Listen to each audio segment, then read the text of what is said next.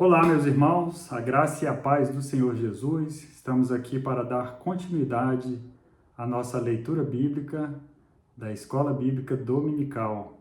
Seja muito bem-vindo a esse canal. Meu nome é Reginaldo Veras. Estamos aqui juntos para lermos a palavra de Deus. Hoje nós leremos Números, capítulos 11 e 12, Evangelho de Jesus Cristo segundo Marcos, capítulo 8, dos versos 1 a 21, e Salmo de número 42. Então, quarta-feira, 1º de abril, é o 59º dia da nossa leitura. Que Deus abençoe a sua vida nesse dia. Vamos orar? Senhor Deus e Pai, graças te damos, ó Senhor, por este dia de vida que o Senhor nos concedeu. Te louvamos, ó Deus, pela oportunidade, Pai, pelo privilégio de estarmos de frente da Tua Palavra, Senhor, porque a Tua Palavra, ela é uma bênção, Senhor, em nossas vidas. Tua Palavra, Senhor, realmente ela traz a Tua presença, a Tua graça, a Tua luz, a Tua transformação, Senhor. Te louvamos, Senhor, pela Tua preciosa Palavra, Senhor, e pelo grande privilégio de podermos lê-la, de podermos nos alimentar, Senhor, dessa Palavra que é um rio de água viva, que transforma nossa vida, que transforma nossa mente, nosso coração, ó Deus, que nos lava e que nos traz para perto de Ti, Senhor. Ó Deus, visita cada um dos meus irmãos, cada pessoa que está acompanhando essa leitura, e que o Teu nome seja engrandecido, exaltado, glorificado, Senhor. Muito obrigado por este privilégio e por esta alegria, Senhor, que o Senhor nos dá, que o Senhor nos concede, através da Tua Palavra, Senhor. Nós oramos agradecidos em nome de Jesus. Amém. Então vamos lá, meus irmãos. Vamos começar aí Números capítulo 11. Aconteceu que o povo começou a queixar-se das suas dificuldades aos ouvidos do Senhor. Quando ele os ouviu, a sua ira acendeu-se e fogo da parte do Senhor queimou entre eles e consumiu algumas extremidades do acampamento. Então a ideia não é só que o povo reclamou, mas que eles se colocaram em um estado contínuo de queixa, quase como identidade, uma lamentação continuada. E Deus exerceu juízo. Versículo 2. Então o povo clamou a Moisés e chorou ao Senhor, e o fogo extinguiu-se. Por isso aquele lugar foi chamado Taberá, porque o fogo da parte do Senhor queimou entre eles. Então aí um comentário: nomear o lugar é teologicamente significativo. Transforma o evento em memorial coletivo de juízo. Versículo 4. Um bando de estrangeiros que havia no meio deles encheu-se de gula, e até os próprios israelitas tornaram a queixar-se e diziam: Ah, se tivéssemos carne para comer! Então aí possivelmente os estrangeiros que saíram do Egito, conforme está lá em Êxodo 12, 37 e 38, então indica uma influência cultural externa. A insatisfação começa nas margens e contamina o povo. Versículo 37. Assim partiram os filhos de Israel de Ramsés para Sucote, cerca de 600.000 a pé, somente de homens, sem contar os meninos. E subiu também com eles muita mistura de gente, ovelhas e bois, uma grande quantidade de gado. Então isso é o que está lá, em Êxodo 12, 37 e 38. Quando os filhos de Israel saíram de Ramsés para Sucote, e fala que subiu com eles muita mistura de gente. E o texto aqui, no versículo 4, ele fala: um bando de estrangeiros que havia no meio deles encheu-se de gula, e até os próprios israelitas tornaram a queixar-se e diziam: Ah, se tivéssemos carne para comer! Então, voltando aqui agora, versículo 5. Nós nos lembramos dos peixes que comíamos de graça no Egito, e também dos pepinos, das melancias, dos alhos porós, das cebolas e dos alhos. Então aqui aparece a memória seletiva do povo a respeito do Egito. Eles ignoram a escravidão e a dura cerviz e romantizam o passado. E essa declaração revela uma dificuldade de transição de mentalidade de escravo para a liberdade. Então, um apego psicológico ao Egito, mesmo sendo um local de opressão. Versículo 6. Mas agora perdemos o apetite, nunca vemos nada, a não ser este maná. E aí, essa expressão, nunca vemos nada, a não ser este maná. Então, não apenas alma, mas vida, apetite, ser interior. Não é só fome física, é uma sensação existencial de vazio. Não há nada. Nunca vemos nada, exceto este maná. Então havia um desprezo pelo sustento divino. Versículo 7. O maná era como semente de coentro e tinha aparência de resina.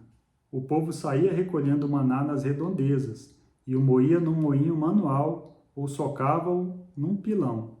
Depois cozinhava o maná e com ele fazia bolos. Tinha gosto de bolo amassado com azeite de oliva. Quando o orvalho caía sobre o acampamento à noite, também caía o maná. E aí é um contraste então, né? Percepção humana, nada, e a realidade, algo precioso e nutritivo. Versículo 10. Moisés ouviu gente de todas as famílias se queixando, cada uma à entrada de sua tenda. Então acendeu-se a ira do Senhor, e isso pareceu mal a Moisés. Então aí o contexto, o povo está no deserto, dependente totalmente de Deus. E o maná, ele representa ali a provisão diária, né? E versículo 11. E ele perguntou ao Senhor, por que trouxeste este mal sobre o teu servo? Foi por não te agradares de mim que colocaste sobre os meus ombros a responsabilidade de todo esse povo? Versículo 12. Por acaso fui eu quem o concebeu? Fui eu quem o trouxe à luz? Por que me pedes para carregá-lo nos braços, como uma ama carrega um recém-nascido, a levá-lo à terra que prometeste sob juramento aos seus antepassados? Onde conseguirei carne para todo este povo? Eles ficam se queixando contra mim, dizendo, dê-nos carne para comer. Não posso levar todo esse povo sozinho, essa responsabilidade é grande demais para mim. Se é assim que vais me tratar, mata-me agora mesmo. Se te agradas de mim, não me deixes ver a minha própria ruína. Então isso revela uma linguagem de aliança, um servo falando com seu senhor, uma franqueza emocional permitida na relação com Deus. Versículo 16.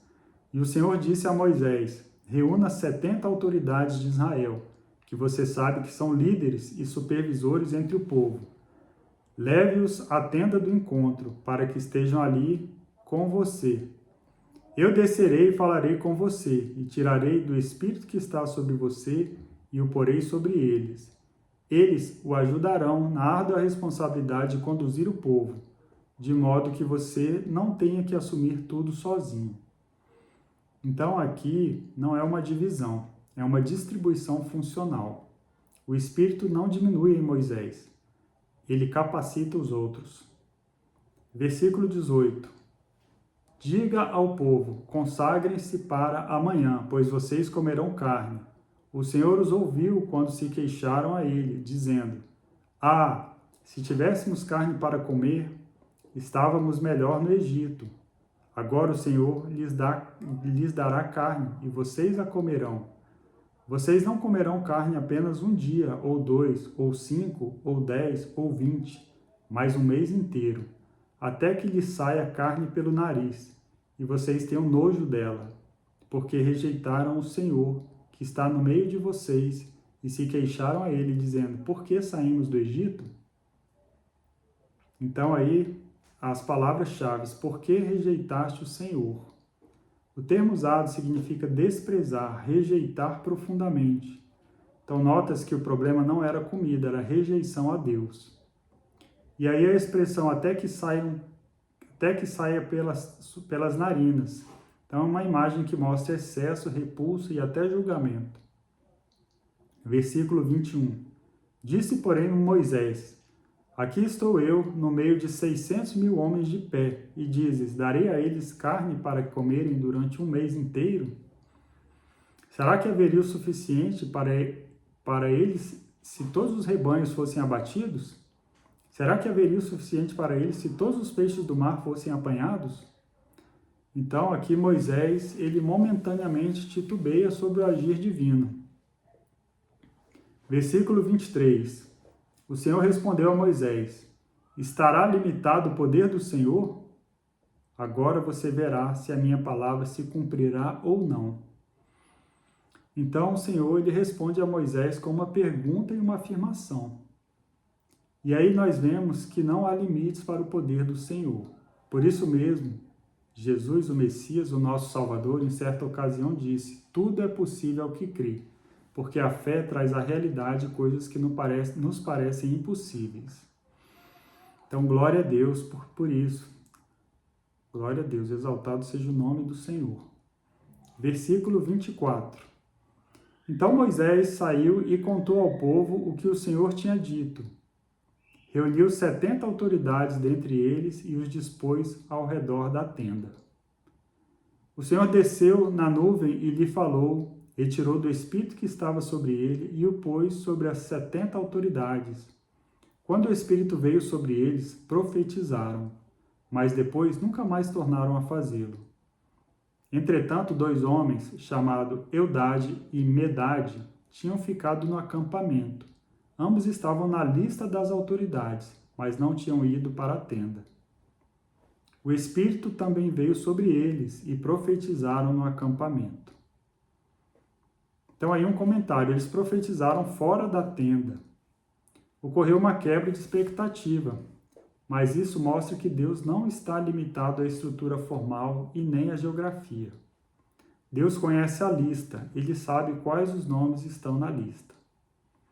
E o seu nome está na lista de Deus? Versículo 27. Então, certo jovem correu e contou a Moisés: Eudade e Medade estão profetizando no acampamento. Josué, filho de Num, que desde jovem era auxiliar de Moisés, interferiu e disse: Moisés, meu senhor, proíba-os. Mas Moisés respondeu: Você está com ciúmes por mim? Quem dera todo o povo do Senhor fosse profeta, e que o Senhor pusesse o seu espírito sobre eles. E aí nos lembramos de um texto que está lá em Marcos 9, 38 a 39. Mestre, vimos alguém expulsando demônios em teu nome e lhe o proibimos. Jesus respondeu: Não o proibais. E aí nós enxergamos um paralelo, um impulso humano de controle espiritual. Então, nos 2 casos, nesse primeiro caso, na situação do povo, nós vemos Josué e a reação: proíbe-os. E lá no Novo Testamento, João diz para o Senhor Jesus: nós o proibimos. Então, em ambos os casos, a motivação é semelhante: proteger a autoridade legítima, evitar a desordem, manter identidade de grupo. Mas há algo muito profundo. A palavra hebraica, kala, que significa restringir, deter, impedir, e a palavra grega, kólio, também tem o mesmo significado: impedir, barrar, proibir. Então, ambos os textos carregam a ideia de bloquear uma ação em andamento. E aí uma diferença importante, uma nuance: o paralelo é forte, mas não idêntico. Em números, Eudade e Medade fazem parte do povo, foram incluídos na escolha dos 70. Só não estavam fisicamente presentes.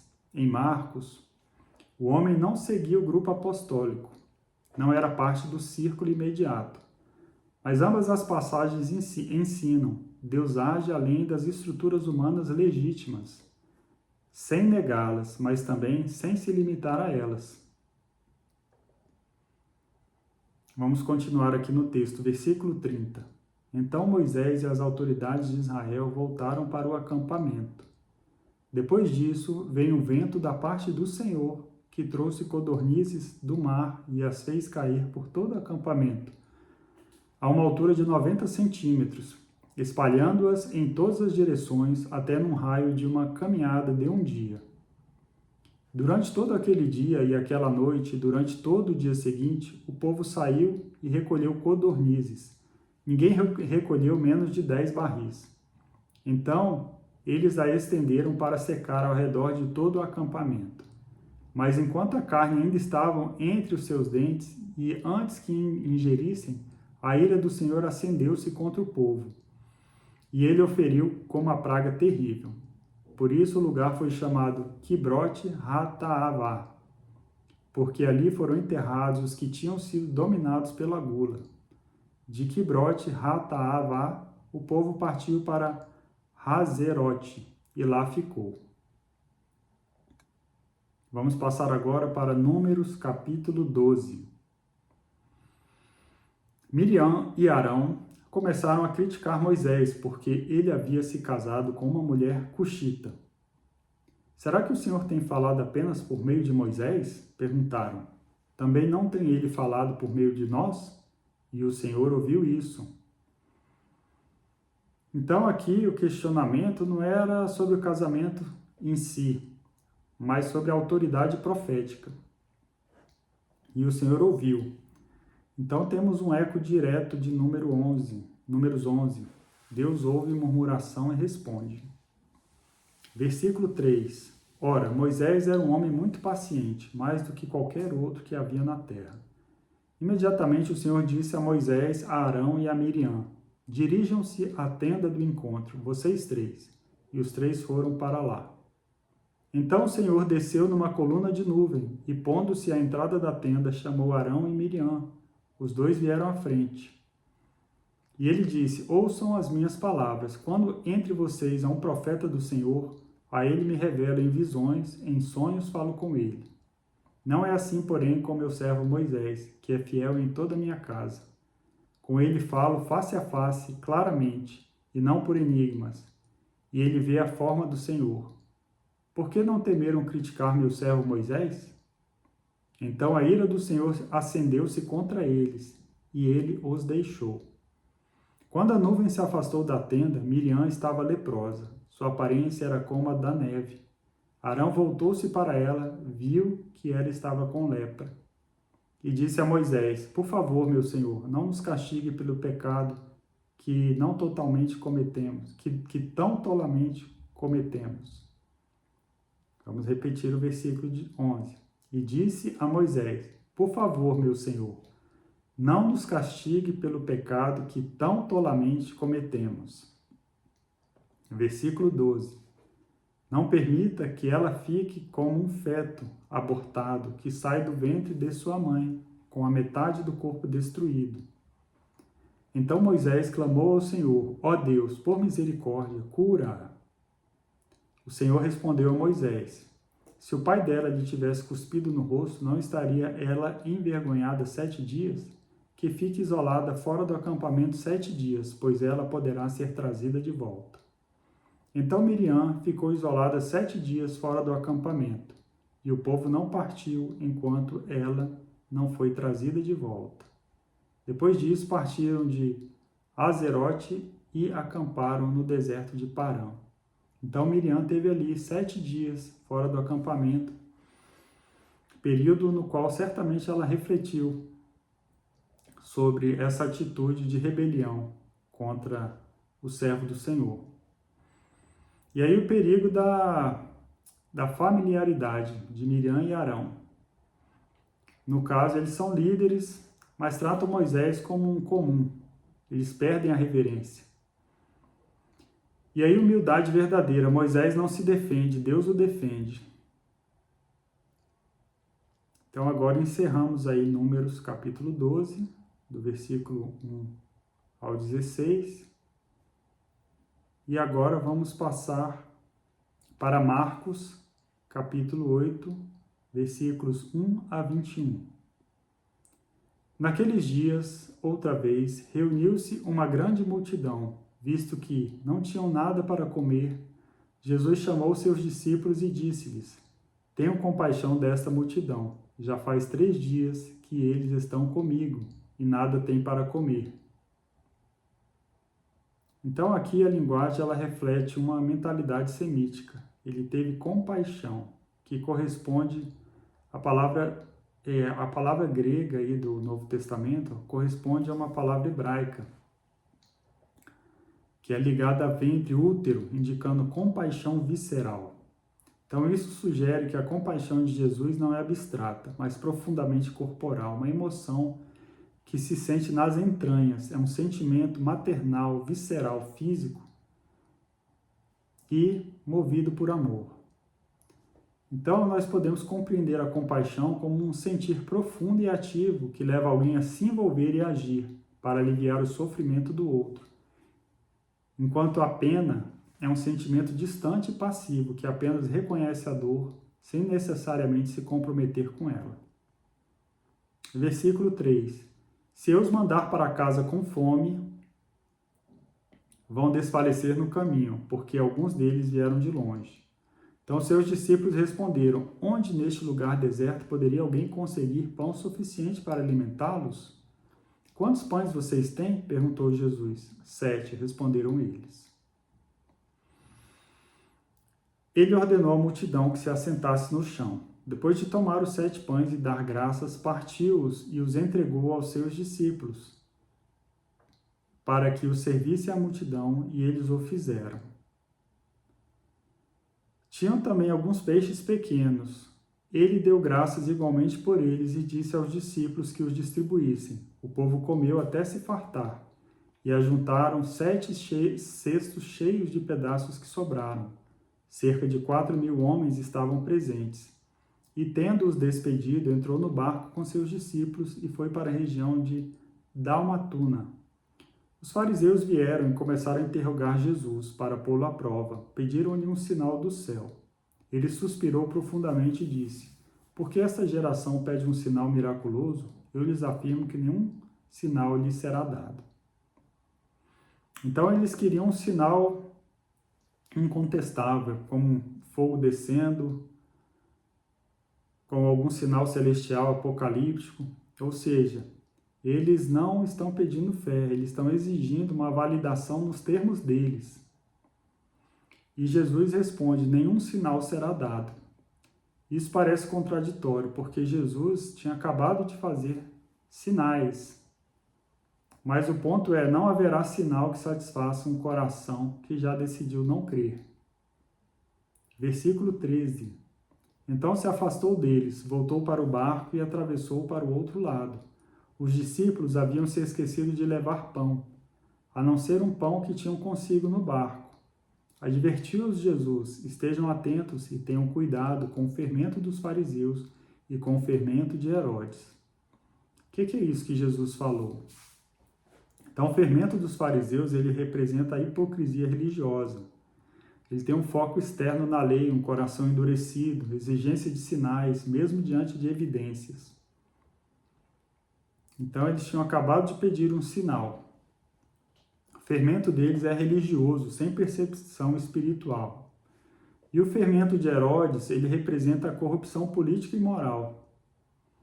Herodes, ele governava por interesse próprio, ele manipulava a verdade, agia sem temor a Deus. Então, o fermento aqui é pragmatismo sem verdade, poder acima da justiça. Então, Jesus revela algo profundo. Ambos os fermentos produzem o mesmo efeito, afastar o homem de Deus. Versículo 16. E eles discutiam entre si, dizendo: é porque não temos pão. Percebendo a discussão, Jesus lhes perguntou: por que vocês estão discutindo sobre não terem pão?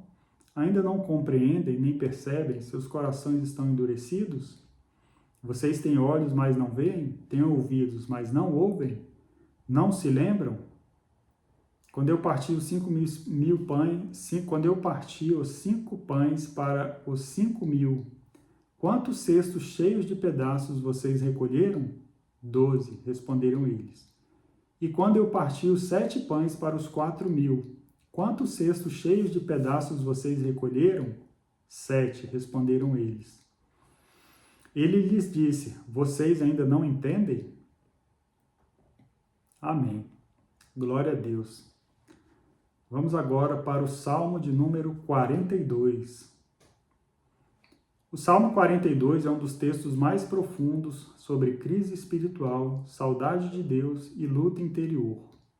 Ele combina a linguagem poética intensa com uma teologia muito realista da alma em sofrimento. Então vamos lá, vamos ler o Salmo 42. Como a corça anseia por águas correntes, a minha alma anseia por ti, ó Deus. A minha alma tem sede de Deus, do Deus vivo. Quando poderei entrar para apresentar-me a Deus? Então a alma é descrita como um corpo desidratado, e a frase revela sinceridade de coração. Versículo 3: Minhas lágrimas têm sido o meu alimento de dia e de noite, pois me perguntam o tempo todo: onde está o seu Deus? Então aí uma imagem forte. Aquilo que deveria sustentar, que é o pão, foi substituído por dor. Versículo 4: Quando me lembro destas coisas, choro angustiado, pois eu costumava ir com a multidão, conduzindo a procissão à casa de Deus, com cantos de alegria e de ação de graças entre a multidão que festejava. E aí o salmista está diante de memórias versus realidade. Quando ele diz, lembro-me quando ia com a multidão à casa de Deus. E aqui surge uma tensão central. Passado de comunhão, um presente de isolamento. Passado de celebração, um presente de angústia. Então a memória se torna um consolo, mas também uma dor. Versículo 5. Por que você está assim tão triste, ó minha alma? Por que está assim tão perturbada dentro de mim? Ponha a sua esperança em Deus, pois ainda o louvarei. Ele é o meu Salvador e o meu Deus. A minha alma está profundamente triste, por isso de ti me lembro, desde a terra do Jordão, das alturas do Hermon, desde o monte Mizar. Abismo chama abismo ao rugir das tuas cachoeiras. Todas as tuas ondas e vagalhões se abateram sobre mim. E aí o termo um abismo chama outro abismo. Essa palavra é a mesma que aparece lá em Gênesis 1, 2. Um caos primordial. Está escrito, e a terra era sem forma e vazia, e havia trevas sobre a face do abismo. O Espírito de Deus se movia sobre a face das águas. Então, o salmista ele se sente como se estivesse engolido pelo caos. Versículo 8.